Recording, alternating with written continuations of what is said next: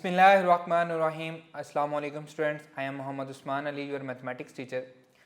Students, आज के इस लेक्चर में हम चैप्टर नंबर 7 प्लस 8 के टेस्ट डिस्कशन करेंगे। आप टेस्ट ऑलरेडी सॉल्व कर चुके हैं, मैं उसकी आपको डिस्कशन करवाऊंगा। और जैसा कि हर डिस्कशन में मैं आपको बताता हूँ कि यहाँ पे जो मेथड मैं यूज़ कर रहा होता हूँ वो आपको समझाने के लिए मैं फार्मूला भी लिखता हूँ और उसको मैं आपको कंप्लीट स्टेप्स भी करके दिखा रहा होता हूँ। लेकिन जब आपने पेपर में करना है तो पेपर में आपकी जितनी अच्छी प्रैक्टिस होगी उतना आपके लिए हेल्पफुल होगा। जितना टाइम आप कम एक क्वेश्चन पे लगाएंगे उतना आप जल्दी पेपर को सॉल्व कर सकेंगे। अदरवाइज़ अगर आप प्रैक्टिस नहीं करेंगे तो आपके लिए ये बहुत लेंथी क्वेश्चंस हो जाएंगे। तो ये आपके लिए एडवाइस है कि आप जितनी अच्छी प्रैक्टिस करेंगे उतना जल्दी आप पेपर को सॉल्व करेंगे। हम अपने पेपर की तरफ मूव करते हैं। Question number 1, if letter of the word pencil are arranged in a random order, the probability that n is always next to e। हम इसमें e और n को फिक्स कर देते हैं और इनको हम एक नंबर कह देते हैं। तो बाकी हमारे पास नंबर्स कौन से बच गए हैं? p c i l, p c i l, ये हमारे पास। अब ये हो गया 1 2 3 4 5, ठीक है। तो इसकी टोटल प्रोबेबिलिटी क्या होगी? टोटल नंबर है 6, तो टोटल हमारे पास होगी 6 फैक्टोरियल। उसने क्योंकि प्रोबेबिलिटी पूछी हुई है तो हमारे पास टोटल जो है वो 6 वेज हैं, 6 फैक्टोरियल वेज हैं। तो हम क्या कहते हैं? प्रोबेबिलिटी, किसी भी इवेंट के आने की probability divided by total number of sample space. तो मैंने total number of sample space से कर दिया। अब इससे हमारे पास जितने भी नंबर बनेंगे उसमें n हमेशा e के बाद ही आएगा। तो ये क्या है? 5 फैक्टोरियल बनेंगे। 5 फैक्टोरियल क्या होता है? 126 फैक्टोरियल क्या होता है? 720। तो ये हो जाएगा 1/6। Answer is Charlie. Question number 2, in the expansion of x plus y whole power n the coefficient of 5th and 12th term are equal, then n is equals to what? अब देखिए जी, let's suppose n 12 है, alpha option है n, तो इसमें total number of terms कितनी आएंगी? 13। तो हम जानते हैं कि पहली टर्म और लास्ट टर्म का जो कोफिशिएंट है वो सेम होता है। ये हम चैप्टर नंबर 8 में पढ़ते हैं।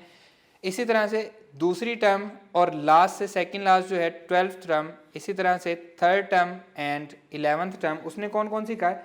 5th और 12th। जबकि यहाँ पे तो सेकंड और 12th था। अगर अल्फा ऑप्शन आंसर हो, n 12 हो, तो ये बात ट्रू नहीं होती। अगर n 13 हो तो यहाँ पे 14 आ जाएगा, यहाँ पे 13 आ जाएगा और यहाँ पे 12 आएगा। तो जो क्वेश्चन में दी गई बात है वो फिर ट्रू नहीं होती। 14 पे भी ट्रू नहीं होती। 15 पे देख लेते हैं इसको। तो 15 पे फर्स्ट और 15th टर्म, सेकंड और 14th टर्म का कोफिशिएंट, इसी तरह से थर्ड एंड 13th टर्म का, एंड ये हमारे पास 15, अगर n 15 होगा तो हमारे पास टोटल नंबर ऑफ टर्म्स होंगी 16। तो ये आ जाएगा जी 15, ये आ जाएगा 14, ये आएगा 13, इधर से 5th और इधर से 12th टर्म। शुरू से 5th टर्म और एंड से वापसी पे 5th टर्म, इनका जो कोफिशिएंट है ये क्या होगा? सेम होगा। Question number 3, 3 coins are tossed, तो find the probability of getting at most 2 head. अब ज़्यादा से ज़्यादा उसमें 3 हेड हो सकते हैं और एक ही पॉसिबिलिटी ऐसी होगी जिसमें 3 हेड होंगे, बाकी सब में या तो 2 होंगे या 1 होगा। एट मोस्ट अगर उसने कहा है तो वो पॉसिबिलिटी भी आ गई जिसमें 2 है और वो भी आ गई जिसमें 1 है। तो सिर्फ एक ऐसी पॉसिबिलिटी है जिसमें 3 हेड्स होंगे, वो कितनी है? एक ही है। तो उसको निकाल के बाकी क्या होगा? 7/8 हमारा आंसर आ जाएगा। The term independent of x is, अब देखें जी, हम इसको जब हमने लेक्चर किया था बार बार हमने इसको प्रैक्टिस किया था। 9 को मल्टीप्लाई करेंगे x की पावर जो स्क्वायर वाली है तो ये हो जाएगा 18, दोनों पावर को ऐड करेंगे x की। नेक्स्ट टाइम आएगी 15 और उससे नेक्स्ट आएगी 12, फिर आ जाएगी जी हमारे पास 9, फिर 6, फिर 3, फिर 0। 1 2 3 4 5 6 7, 7th टर्म है तो r की वैल्यू क्या होगी? r की वैल्यू 6 आ जाएगी। तो ये आ जाएगा जी 9c6। फर्स्ट टर्म है x square, independent of x उसने कहा था, तो ये आ जाएगा जी 3 एंड सेकंड है -1/x, ये आ जाएगी 6। ये पॉजिटिव रहेगा। 9c6 को हम लिख सकते हैं 9c3 with the help of complementary combination. that is equals to 9 multiply by 8 multiply by 7 divided by 3 multiply by 2 multiply by 1, 2 2 4 za 8, 3 3 za 9, 12 7 za 84. So our required answer is delta.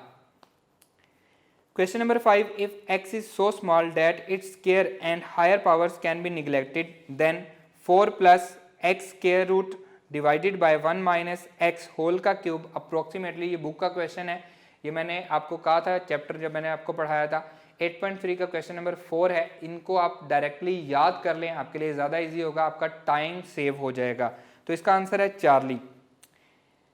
Question number 6, if 2 factorial plus 3 factorial equals to a factorial divided by b factorial, then a b are respectively. तो इसको हम back solve कर लेते हैं. Let's suppose alpha option है 7 factorial divided bye 8 factorial, तो ये answer आएगा 1/8. तो ये 2 फैक्टोरियल प्लस 3 फैक्टोरियल का आंसर क्या है, ये हमारे पास 8 आता है. 2 factorial plus 3 factorial equals to a factorial over b factorial. इसका आंसर हमारे पास आता है 8. अब हमने वो देखना है जिसमें आंसर हमारे पास 8 आता हो, तो beta option 8 factorial divided by 7 factorial 8 equals to 8 multiply by 7 factorial divided by 7 factorial cancel हो जाएगा, 8 इक्वल्स टू 8 आ जाएगा. So our right answer is beta.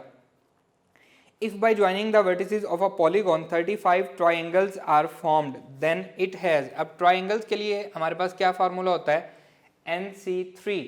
Let's suppose alpha is the answer, तो हम लिखेंगे 7C3 that is equals to 7 multiply by 6 multiply by 5 divided by 3 multiply by 2 multiply by 1, 3 2 जा 6, 7 3 जा 35, 7 5 जा 35. So our required answer is alpha. Clear. Next देखें question number 8, 10 students are participating in a race. In how many ways can the first 3 prizes be won? तो first 3 prices क्या होंगे जी, total कितने student participate कर रहे हैं 10, और कितने प्राइजेस हमने देने हैं 3. तो ये 10p3 जस्ट उस पर वो आपसे पूछ रहा है कि कितने हम दे सकते हैं. 10 मल्टीप्लाई बाय 9 मल्टीप्लाई बाय, ये हो जाएगा 8. 10 मल्टीप्लाई बाय 9 मल्टीप्लाई बाय, तो ये आ जाएगा 720. Charlie is the right answer. In an examination, Aisha has to select 4 questions from each part. There are 6, 7 and 8 questions in part 1, part 2 and part 3 respectively. What is the number of possible combination in which she can choose the question? 6 में से उसने कितने choose करने हैं जी, उसने हर में से 4 choose करने हैं, मल्टीप्लाई बाय 7 में से भी 4 चूज़ करने हैं, और 8 में से भी उसने 4 चूज़ करने हैं. With the help of complementary combination मैं इसको ज़रा इजी कर लेता हूँ. 6C4 इक्वल होगा 6C2 के, 7C4 इक्वल होगा 7C3 के, एंड 8C4 8C4 ही रहेगा. 6 multiply by 5 divided by 2 multiply 7 multiply by 6 multiply by 5 divided by 3 multiply by 2 multiply by 1 and multiply by 8 multiply by 7 multiply by 6 multiply by 5 divided by 4 3 2 and 1 that is equals to, ये हमारे पास आ जाएगा जी 2 3 जा 6 5 3 जा 15 answer आएगा, multiply 3 2 जा 6 ये cancel हो जाएगा, मल्टीप्लाई बाय 35 मल्टीप्लाई बाय, ये आ जाएगा जी 4 2 जा 8 आ जाएगा, एंड 3 2 जा 6 5 2 जा 10, तो ये 70 आ जाएगा. अब हम इसको मल्टीप्लाई कर लेंगे. 15 मल्टीप्लाई बाय 35, ये आ जाएगा जी 5 5 जा 25, 2 5 1 जा 7 आ जाएगा, 5 3 जा 15, 1 3 4 5 12 1 5. नेक्स्ट 7 से मल्टीप्लाई करेंगे, 35 3 14 एंड 3 17 1 आ जाएगा, 35 36, तो ये आ जाएगा 36750. Charlie is the right answer. Next है जी question number 10, n-1 CR plus n-1 n-1 CR plus n-1 CR -1. तो मैंने क्या बताया था, ऊपर एक ऐड हो जाएगा और नीचे जो है वो ग्रेटर वाला आ जाएगा. तो answer is alpha.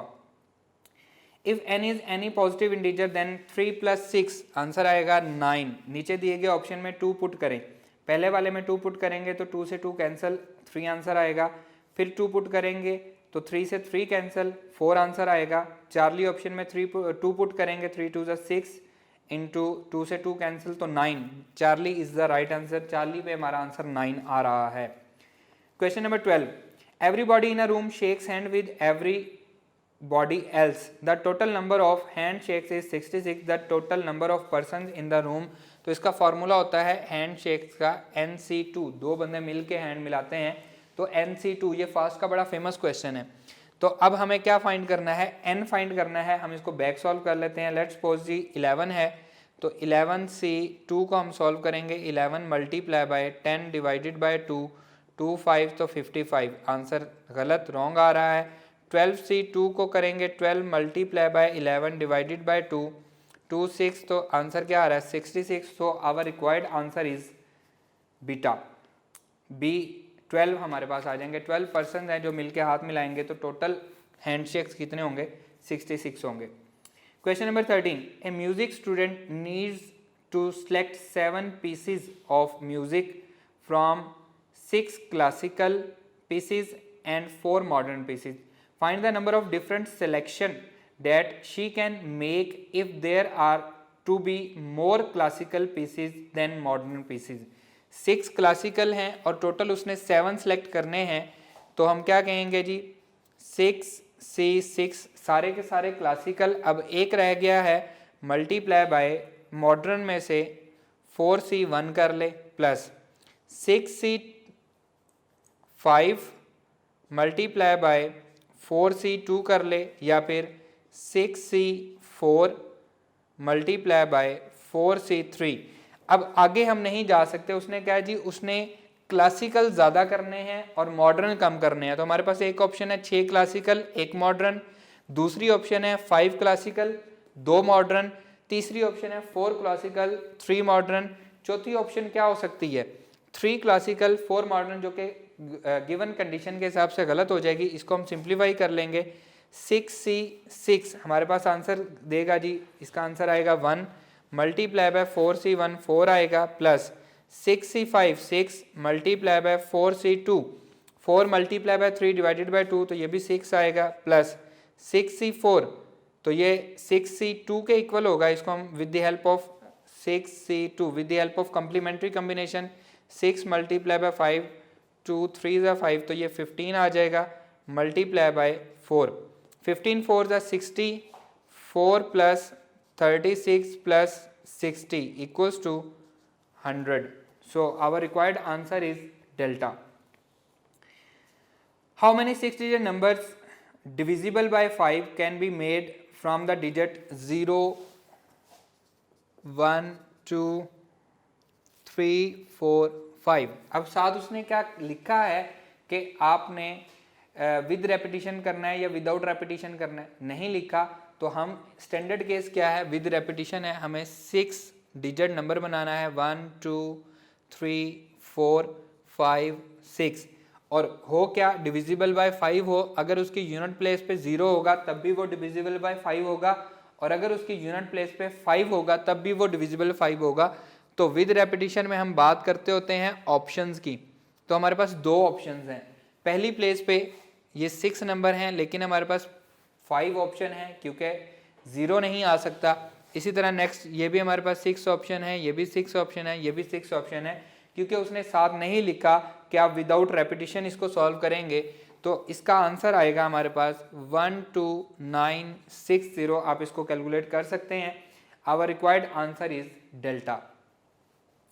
Question number 15, the coefficient of the middle term in the expansion of 2 + 3x power 4। तो इसमें हमारे पास कौन सी मिडिल टर्म होगी जी, पावर इसकी क्या है 4 है, इवन है तो 4/2 + 1। थर्ड टर्म इसकी मिडिल टर्म होगी। थर्ड टर्म के लिए r को क्या पुट करेंगे 2 पुट करेंगे तो ये आ जाएगा 4c2 2 power 2 into 3x power ये भी 2 आ जाएगी। 4 multiply by 3 divided by 2 multiply by 1 4 and 3 9 आ जाएगा इंटू x स्क्वायर आएगा 2 2 ज़ा 4 हो जाएगा। 6 multiply bye 4 multiply by 9 into x square, तो आंसर आ जाएगा 216 हमारे पास उसका जो है कोफिशिएंट सिर्फ उसने पूछा है। नेक्स्ट है जी question number 16, in how many ways a person can select a dress out of 5 shirt 9 tie and 3 trouser. ये फंडामेंटल प्रिंसिपल ऑफ काउंटिंग का क्वेश्चन है, जिसमें मैंने आपको डोर वाला क्वेश्चन करवाया था।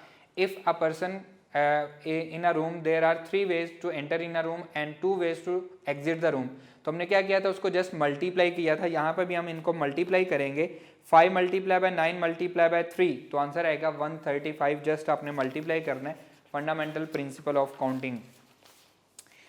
Next question number 17, the power of x occurring in the 7th term in the expansion of. अब हमने पावर चेक करनी है, तो वही हमारा जो शॉर्टकट है उसी को हम करेंगे। यहाँ पे 12 मल्टीप्लाई होगा, x की पावर से 12 आएगा, दोनों x की पावर ऐड करेंगे तो 10, उसके बाद आ जाएगा जी हमारे पास 8, फिर 6, फिर 4, फिर 2 और 0, 1 2 3 4 5 6 7, 7th उसने कहा है तो वो हमारे पास 0 आ रही है। पावर ऑफ x उसने पूछा है, 7th टर्म में देख लें हमारे पास 0 आ रही है। Expansion of 4 plus 2x divided by 2 minus x is valid. तो ऊपर भी हमारे पास 2x डिवाइडेड बाय 4 का मॉड आ रहा है लेस देन 1, और नीचे भी हमारे पास x बाय 2 का मॉड आ रहा है लेस देन 1, तो यहाँ से आएगा 2 1 ज़ा 2, तो x mod is less than 2, दोनों में से यही आ रहा है, so our required answer is beta. Clear. Next question है 19, what is the probability that a 3 digit number chosen at random is divisible by 5। अब ये हमारे पास थोड़ा सा मुश्किल क्वेश्चन हो गया है। उसने कहा है जी 3 डिजिट नंबर हमने करना है जो chosen at random which is divisible by 5। सबसे पहले याद करें, मैंने आपको करवाया था, एक क्वेश्चन करवाया था 4 डिजिट नंबर बताएं। एक 4 डिजिट नंबर मैंने आपको क्वेश्चन में पूछा था, उसमें मैंने आपको कोई वैल्यू नहीं दी थी, तो मैंने आपको कहा था इसमें 2 बातें हैं। नंबर 1, इसमें जो नंबर्स हम लेंगे वो कौन कौन से होंगे, 0 1 2 3 4 अप टू सो ऑन 9 तक, एंड सेकंड इसको हम विद रेपिटेशन सॉल्व करेंगे। याद आया 4 डिजिट नंबर मैंने आपसे पूछा था। अब यहाँ पे 3 डिजिट नंबर है, तो हमारे पास 3 डिजिट नंबर पहली प्लेस पे पॉसिबिलिटीज कितनी है, 9, क्योंकि 0 नहीं आ सकता। नेक्स्ट प्लेस पे कितनी है, 10, ये हमारे पास 10 है, तो 900 हमारे पास 3 डिजिट नंबर होंगे टोटल। क्लियर। अब इनमें डिविजिबल बाय 5 कितने होंगे, इसको हम 5 पे डिवाइड कर देते हैं, तो वो होंगे जी, इसको जब हम डिवाइड करेंगे ये आ जाएगा 180, जो कि डिविजिबल बाय 5 होंगे। अब उसने प्रोबेबिलिटी पूछी है, तो divisible by 5 divided by total number of sample space, तो आंसर आ जाएगा 1/5। बिल्कुल इजी सा क्वेश्चन है। Question number 20, there are 15 points in a plane of which 6 are collinear. प्यास के लेवल का क्वेश्चन है, प्यास में इस तरह के क्वेश्चन पूछे जाते हैं। How many straight lines can be formed by joining them. अब यहाँ पे उसने कहा 6 कोलिनियर भी हैं। अब हमने पढ़ा है, अगर हमारे पास पॉइंट्स से हम मिलाना हो हमारे पास, तो वो उसका फार्मूला होता है NC2। अगर उसमें से कोलिनियर भी हों तो -MC2 एंड +1 हम कर देते हैं, -MC2 जो हमारे पास कोलिनियर हैं, +1 तो हमारे पास स्ट्रेट लाइंस आ जाती हैं। तो ये आ जाएगा जी, टोटल कितने हैं, 15C2 -6C2, ये हमारे पास कोलिनियर है, +1 that is equals to 15 multiply by 14 divided by 2, 6 multiply by 5 divided by 2, +1 that is equals to 15 multiply by 7 -5 3 15 and +1 and equals to 91 हमारे पास आंसर आ जाएगा। Charlie is the right answer. Question number 21, a boy has 6 pockets, in how many ways can he put 5 coins in his pockets. अब इसकी pockets fix हैं, उसके पास कितनी है, 6 पॉकेट्स हैं। पॉकेट्स फिक्स हैं, वो उनको चेंज नहीं कर सकता, लेकिन जो उसके हाथ में कॉइन्स हैं उनको वो चेंज कर सकता है। पॉसिबिलिटी है कि वो पांचों के पांचों कॉइन पहली में डाल दे, दूसरी, तीसरी, चौथी, पांचवी, छठी, या उनको चेंज करता रहे। अब ये हमारे लिए कैलकुलेट करना मुश्किल है, तो इसका फॉर्मूला क्या है, कांस्टेंट की पावर वेरिएबल। इसका फॉर्मूला याद कर लें, कांस्टेंट की पावर वेरिएबल। कांस्टेंट क्या है, ये हमारे पास ये कांस्टेंट है, पॉकेट्स हमारे पास कांस्टेंट है, हम इनको हिला नहीं सकते। तो 6 पावर 5 इसका आंसर आ जाएगा। Charlie is the right answer. In an examination, a candidate has to pass in each of 5 subjects. In how many ways he can fail? बड़ा मजे का क्वेश्चन है कि कितने तरीकों से वो फेल हो सकता है।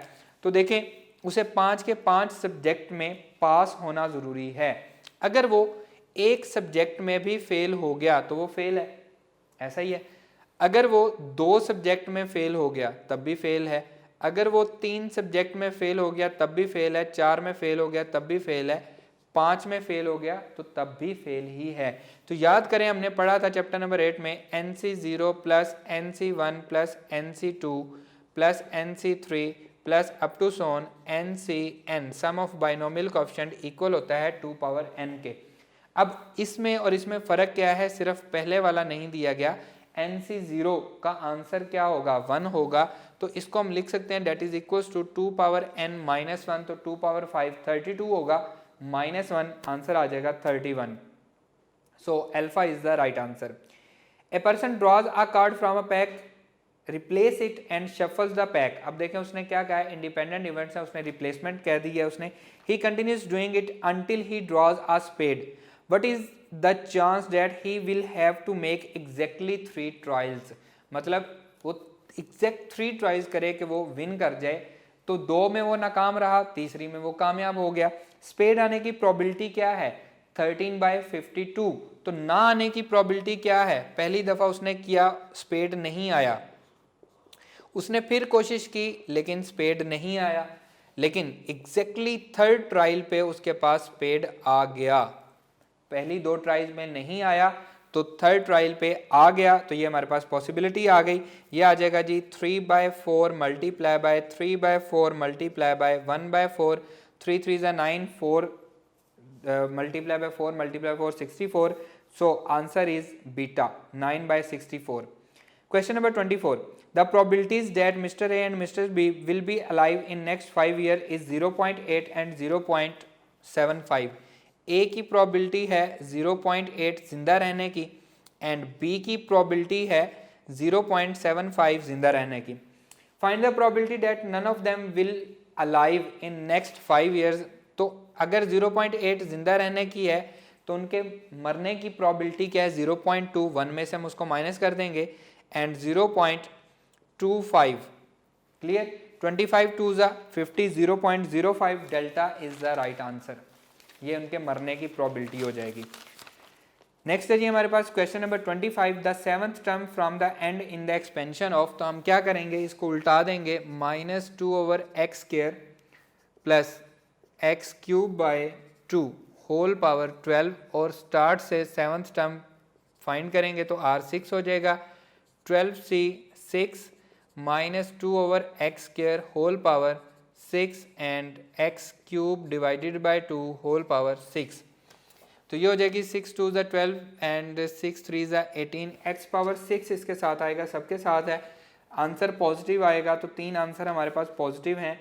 न्यूमिनेटर में हमारे पास x पावर 6 आएगा, तो इसका मतलब है कि बीटा आंसर नहीं हो सकता, चार्ली आंसर नहीं हो सकता, क्योंकि बीटा आंसर में नेगेटिव का साइन है, चार्ली में डिनोमिनेटर में x पावर 6 लिखा हुआ है।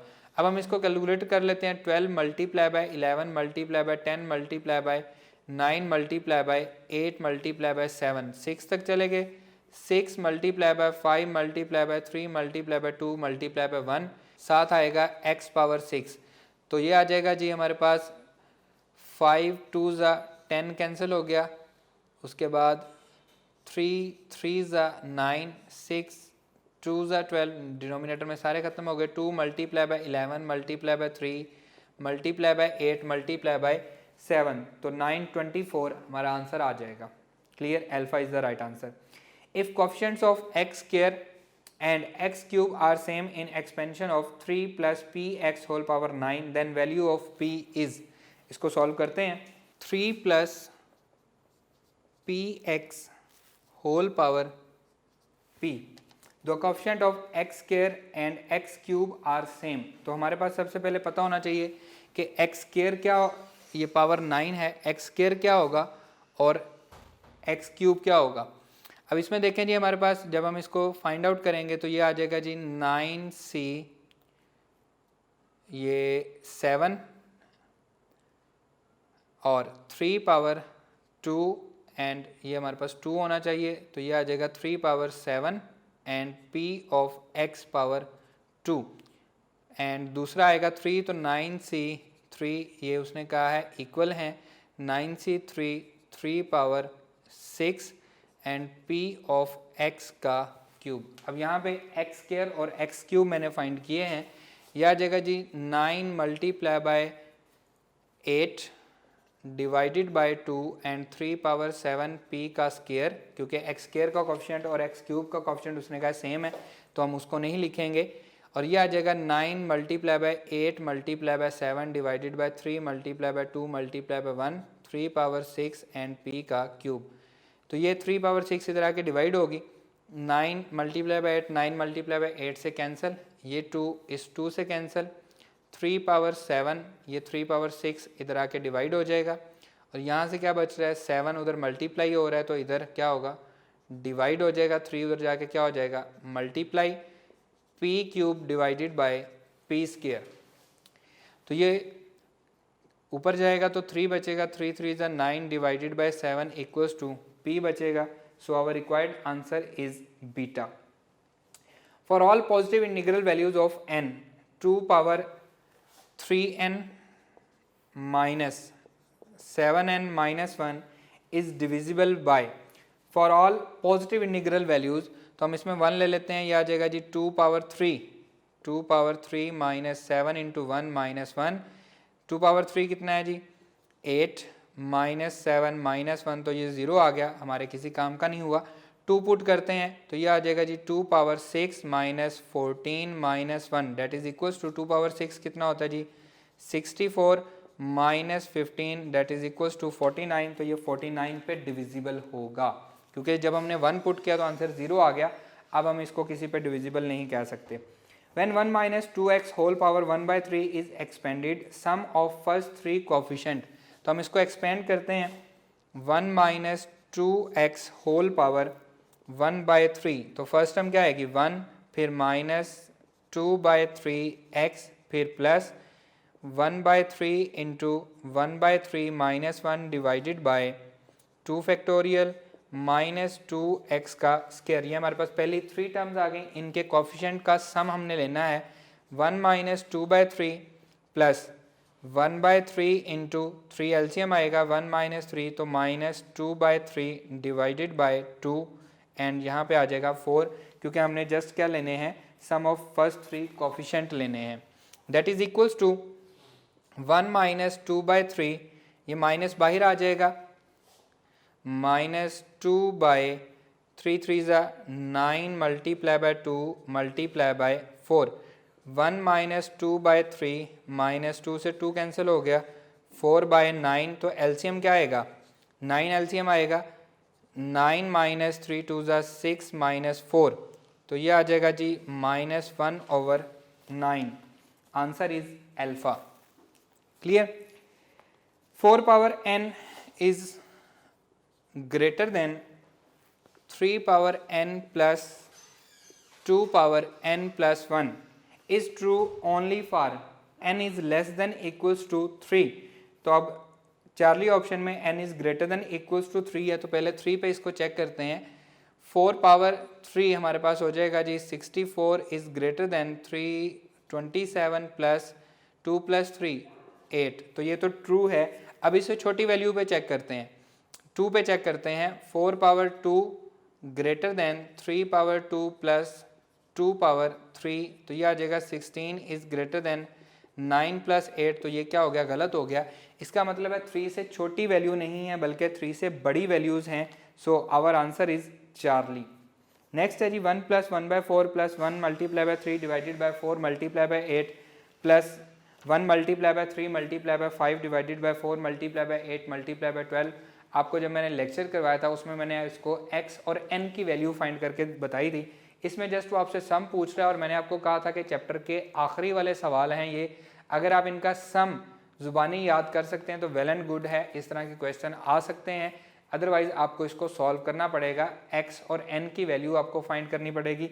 तो यहाँ से भी आपको x और n की वैल्यू फाइंड करनी पड़ेगी। अब सेकंड टर्म हमारे पास इक्वल होती है nx इक्वल्स टू 1/4 के, और थर्ड टर्म मैं डायरेक्टली लिख रहा हूँ 3 डिवाइडेड बाय 32 इक्वल होती है हमारे पास n into n minus 1 divided by 2 factorial के इंटू एक्स स्क्वायर, ये आ जाएगा जी x की वैल्यू आएगी 1/4n आ जाएगी 3 divided by 32 into n into n minus 1 divided by 2 1/4n whole का स्क्वायर। इसको हम सिंप्लीफाई कर लेंगे, 3 मल्टीप्लाई बाय 2, ये 2 इधर आ गया, divided by 32 n square minus n 1/16 n square, 2 1 ज़ा 2, 2 16, ये 16 इससे कैंसिल हो गया, जब ये इधर जाएगा तो कैंसिल हो जाएगा, 3 n स्क्वायर, ये n स्क्वायर इधर चला गया, n square minus n, 3 n square minus n square plus n equals to 0, 2 n square plus n equals to 0। तो यहाँ से कॉमन क्या आया जी, n कॉमन आया, 2n प्लस 1 इक्वल्स टू 0, तो n इक्वल्स टू 0 नहीं हो सकता, n इक्वल्स टू -1/2। इसमें जब हम पुट करेंगे x इक्वल्स टू 1/4 माइनस 1/2, 2 1 ज़ा 2, 2 ज़ा 4, तो ये भी क्या आ रहा है -1/2 आ रहा है।